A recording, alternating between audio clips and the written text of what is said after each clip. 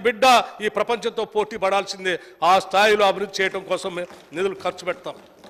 ఎవడో పనికిమాలినోడు బయట కూర్చొని తలకు మాసినోడు అడ్డగోలుగా ఒక విషం జిమ్మి ఈ రకంగా ప్రచారం చేస్తే క్షమించదు ఈ రాష్ట్రం, ఈ సమాజం కూడా క్షమించదు.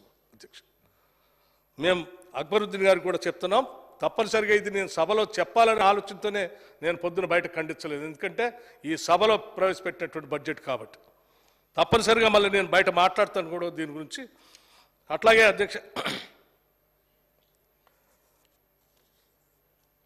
వారు చివరిగా ముగిస్తేటప్పుడు ఇంకో మాట కూడా అన్నారు, हम लड़ेंगे, हम झगड़ा करेंगे. भाई आप लड़ सकते, बराबर लड़ सकते, आप कुछ भी कर सकते, स्टेट के लिए आप बराबर पूछ सकते, हम तैयार है करने के लिए. వారు ఒక్కడికే కాదు, ఈ సభలో ఉన్న వాళ్ళందరూ చెప్తా ఉన్నాం, మీరు కొట్లాడొచ్చు, మాతో మీరు కొట్లాడొచ్చు, గొంతు ఇప్పి చెప్పొచ్చు, మేము స్వాగతిస్తాం. అది ప్రజలకు సంబంధించిందంటే తూచా తప్పకుండా దాన్ని అమలు చేస్తామని ఈ సందర్భంగా సభలో ఉన్నటువంటి పెద్దలందరూ కూడా చెప్తా ఉన్నాం.